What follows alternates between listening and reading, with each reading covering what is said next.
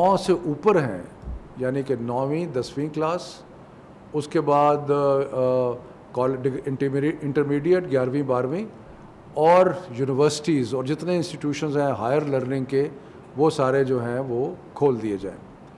تو یہ 15 ایک تجویز ہے کہ 15 تاریخ کو 9 اینڈ ابو جو ہیں ان کو کھول دیا جائے۔ اس کے بعد ایک ہفتے کے بعد حالات کا جائزہ لے کے 6ویں اور سے 8ویں کی کلاس جو ہے ان کو بھی کھول دیا جائے، اور اس کے بعد 30 ستمبر تک اگر حالات ٹھیک رہے اور اللہ تعالیٰ نے مہربانی کی تو 30 ستمبر کو پرائمری اسکول جو ہیں وہ بھی کھول دیے جائیں گے۔ یعنی کہ 15 دن کے عرصے میں ایک سٹیگرڈ انداز سے جو سکولز ہیں اور جو ہائر ایجوکیشن کے انسٹیٹیوشنز ہیں ان کو بتدریج جو ہے وہ کھولا جائے گا۔ یہ ایک تجویز ہے، اور اس تجویز پہ ڈسکشن ہوگی 7 تاریخ کو، اور اس پہ فائنل فیصلہ جو ہے وہ 7 تاریخ کو ہوگا۔ اس میں تو کوئی دو رائے ہو نہیں سکتی کہ صحت جو ہے بچوں کی وہ ہماری اولین ترجیح اور اولین پرائرٹی ہے۔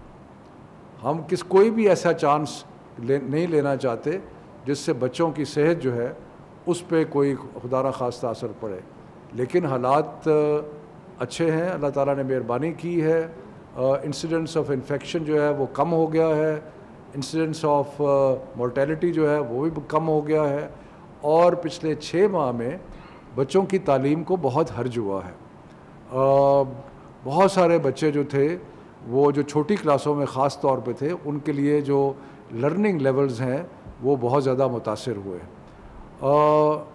اس کے علاوہ بہت بڑا ایک امپیکٹ پرائیویٹ اسکولوں پہ بھی آیا، خاص طور پہ وہ پرائیویٹ اسکول کہ جو تھوڑی فیس لیتے تھے ان پہ بڑا ایک بوجھ پڑا ہے اور بڑا ایک مشکل حالات ہوئے ہیں۔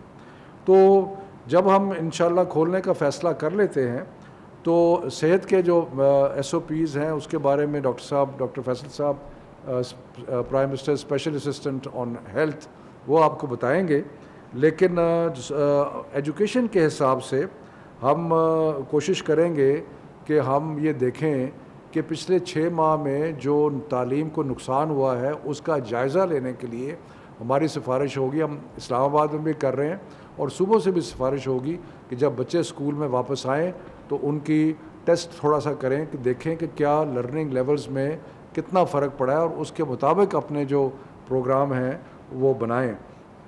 اور کیونکہ ایکڈیمک ایئر جو ہے وہ اب پہلے سے چھوٹا ہوا ہے تو اس چیز پہ بھی غور کیا جائے کہ کس طریقے سے جو کورس ورک ہے اس کو مناسب حد تک شارٹن کیا جا سکتا ہے، جس سے تعلیم کا بھی نقصان نہ ہو اور جس سے بچوں پہ بوجھ جو ہے وہ بھی زیادہ نہ پڑے۔ تو یہ لرننگ لاس اور اس کے مطابق کورس ورک جو ہے اس کے اوپر ہم ایڈوائز کریں گے اسکولوں کو، اور انشاءاللہ تعالی امید یہ ہے کہ اگلے سال تک اگر انشاءاللہ کووڈ کے اس بیماری کے حالات یہی رہے تو انشاءاللہ ہم سارے جو پرانا شیڈیول ہے اسکولوں کا، امتحانات کا، آہستہ آہستہ اس شیڈیول پہ آ جائیں گے۔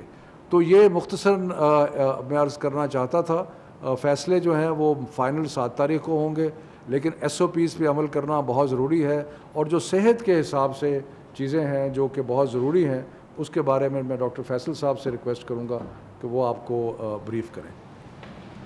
بہت شکریہ جی، السلام علیکم۔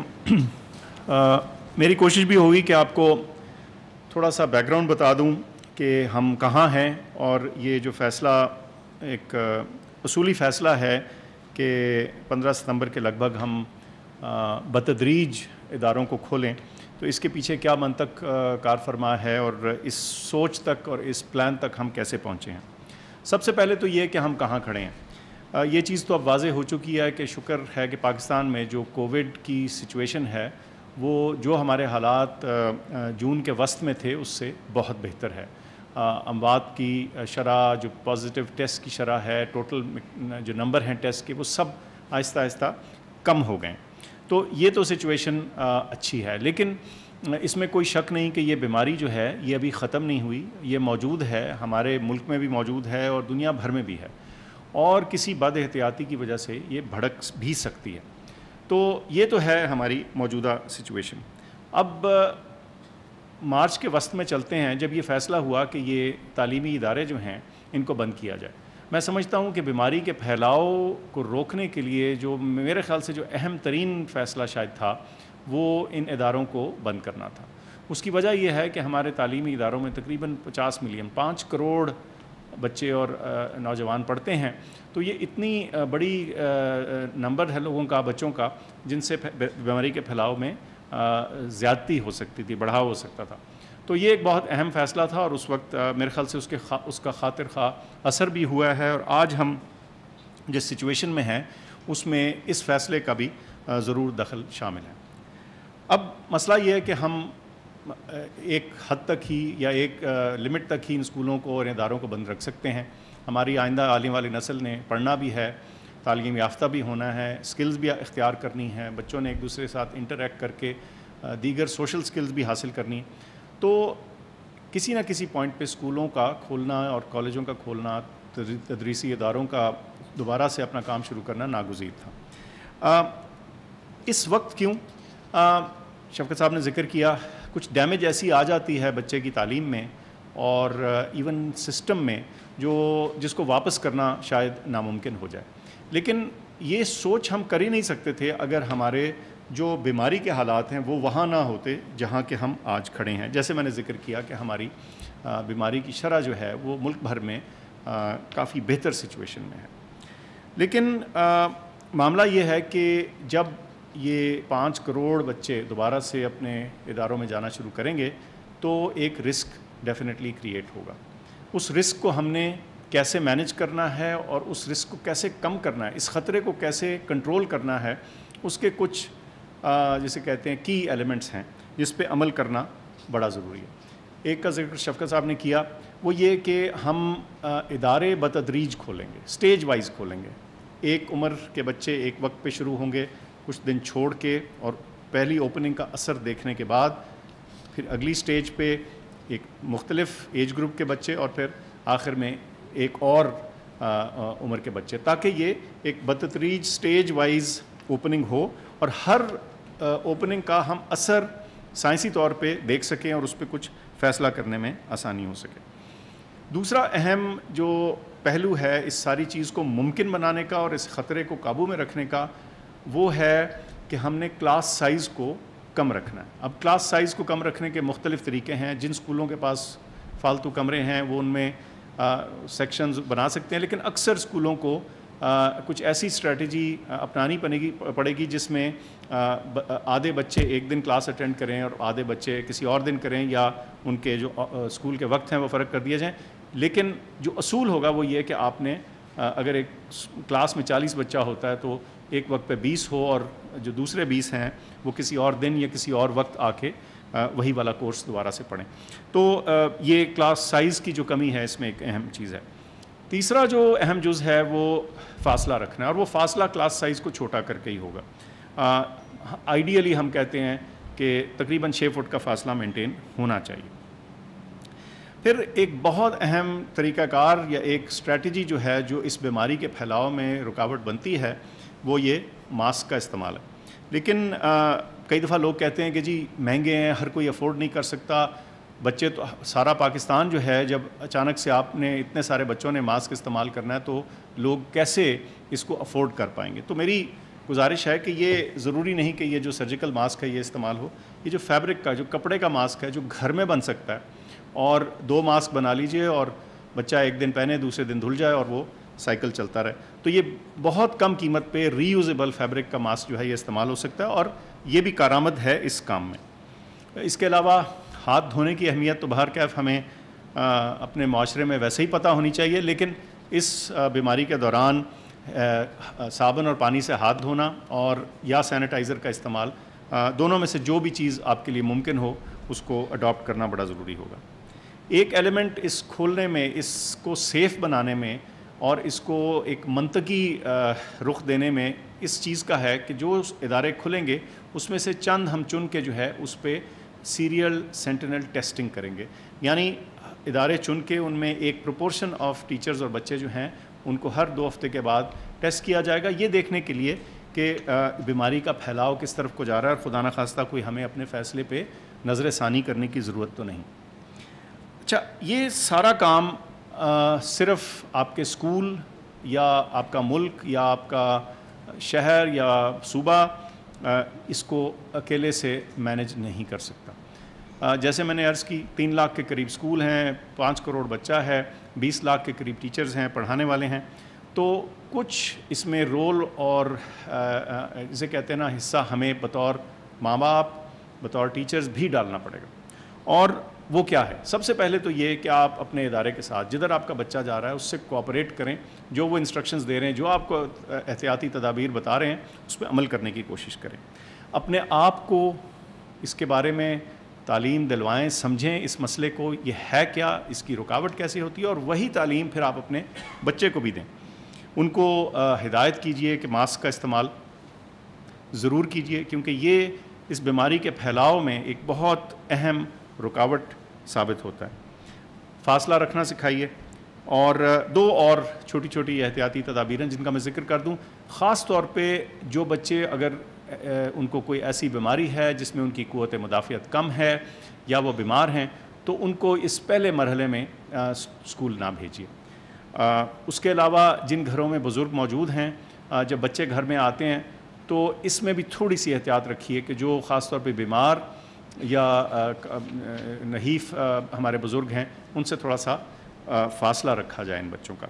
اب ہم یہ بھی سمجھتے ہیں کہ چونکہ ہم سارے ملک کے لیے ایک سیٹ ہدایات کا دے رہے ہیں، یہ ہر چیز ہر ایک پہ ایگزیکٹلی اسی طرح فٹ نہیں ہو پائے گی، ہر ایک کے لیے کچھ نہ کچھ اس میں ایڈجسٹمنٹ اور جسے کہتے ہیں ایڈاپشن کی ضرورت پڑے گی۔ تو میں سمجھتا ہوں کہ ہم ایک بہت کیپیبل ہمارا ملک ہے، آپ کے سامنے ہماری کووڈ رسپانس ہے، ہمارے لوگوں کی کوآپریشن سے یہاں تک ہم شکر ہے ہم پہنچے ہیں۔ تو میرا یقین ہے کہ اگر ہم بطور ماں باپ اس کو اڈاپٹ کر لیں، اس مسئلے کو، کہ ہم سمجھ لیں کہ ہم نے اس میں تعاون کرنا ہے، مرحلے سے بھی ہم سرخرو ہو کے گزر جائیں گے۔ بہت شکریہ۔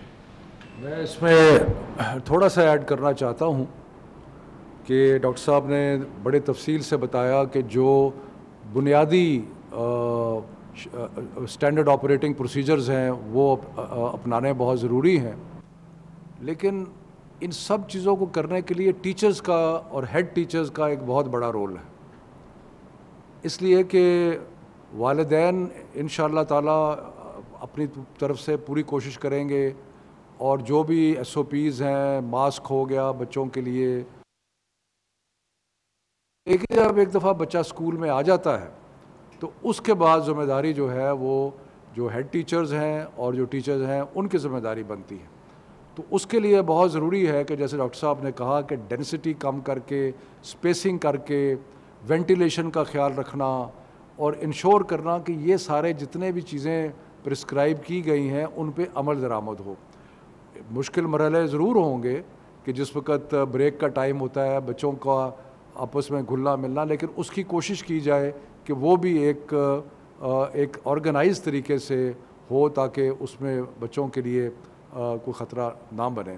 ڈاکٹر صاحب نے یہ بھی کہا کہ ہم ایکسٹینسو ٹیسٹنگ کریں گے تو اس سے انشاءاللہ تعالی ہمیں جو حالات ہوں گے اسکولوں کے اس کے بارے میں بھی آگاہی ہوتی رہے گی، اور انشاءاللہ یہ بڑا مشکل مرحلہ جو ہے اس کو بھی ہم پاس کر لیں گے، اور جو لرننگ لاسز ہیں ان کو امپروو کرنے کے لیے مختلف تجاویز آ رہی ہیں، ان میں مزید ہم بات کریں گے کہ ایکسیلیٹڈ لرننگ پروگرامز بن سکتے ہیں یا نہیں بن سکتے، لیکن یقیناً تھوڑی سی ایکسٹرا محنت جو ہے وہ کرنی پڑے گی سب کو۔ ہفتے پہلے 33 کے 33 اضلاع میں لوکسٹ گھوم رہا تھا، وہاں بھی تقریباً سب ختم ہو چکا ہے، اور پنجاب کی بھی تقریباً یہی کیفیت ہے، خیبر پختونخوا کی بھی یہی کیفیت ہے۔ اب بلوچستان لاس بیلا کے ڈسٹرکٹ میں یہ پایا جا رہا ہے، اور وہاں ہمارے جو لوگ ہیں آن دا گراؤنڈ، ہمارے جو مین ہیروز ان کو میں کہوں گا، ورکرز، واریئرز، جو بھی کہہ لیں، اس آپریشن میں ہمیشہ حصہ لیتے رہے، اور شاید اس سے زیادہ تھر پارکر میں اس کا ہے۔ ہم بھی گئے تھے چند دن پہلے تھر پارکر میں، ہم نے خود دیکھا ان کو جو یہ لوکسٹ آپریشن میں جو لوگ آن دا گراؤنڈ کام کر رہے تھے.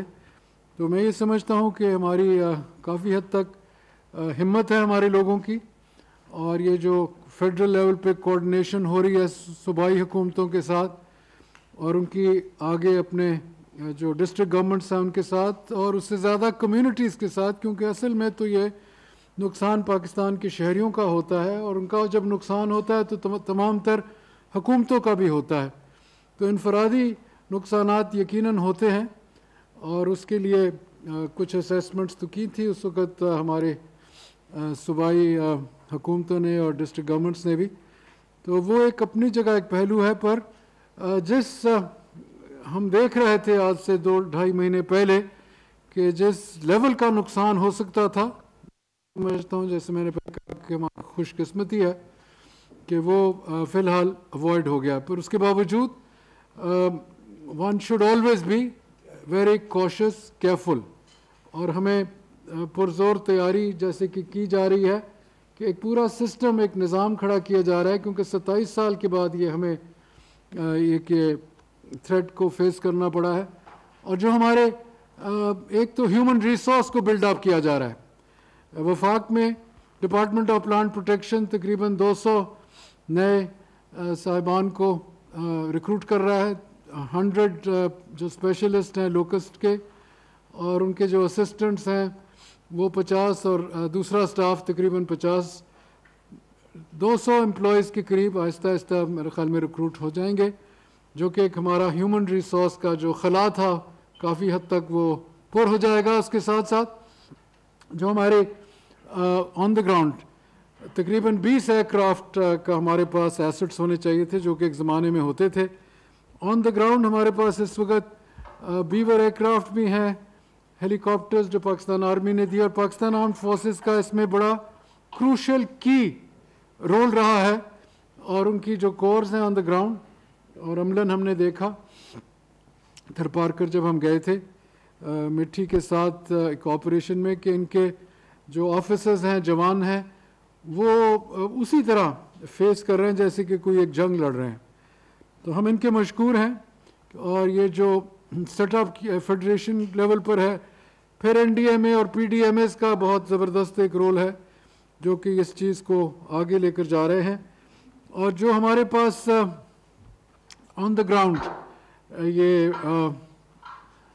اسپریز ہیں, مائکرونیز اسپریز, اس میں کچھ غیر ملکیوں نے ہماری مدد کیا. D F I D 1 million pounds British government کا ان کا تقریباً تھا کہ 100 مائکرونیز آئیں گے, میرے خیال میں 80 کے قریب آ گئے ہیں.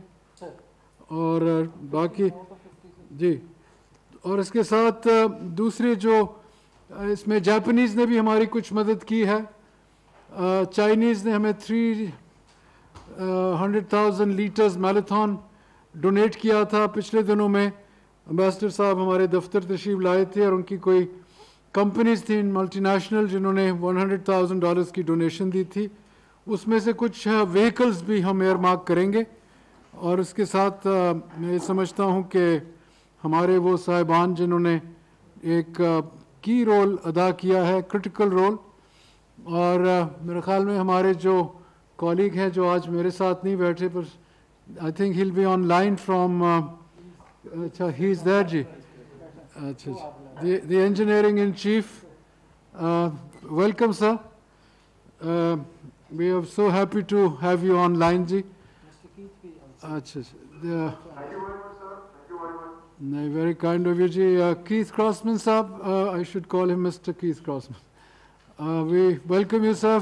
You're representing the FAO, which has been extremely cooperative and has given us some excellent, timely, and very accurate forecasting as far as the movement of the locust expected invasion was there. So we were extremely happy that you can once again join us, and I'm sure you'll give us an update as you did last week, and we really are ingratiated for your great interest that you are taking in this whole effort that which has been coordinated at the global, at the regional, at the local level. With that in mind, I think we will now ask Brigadier Zahid Saab to make his presentation from his side. Thank you very much.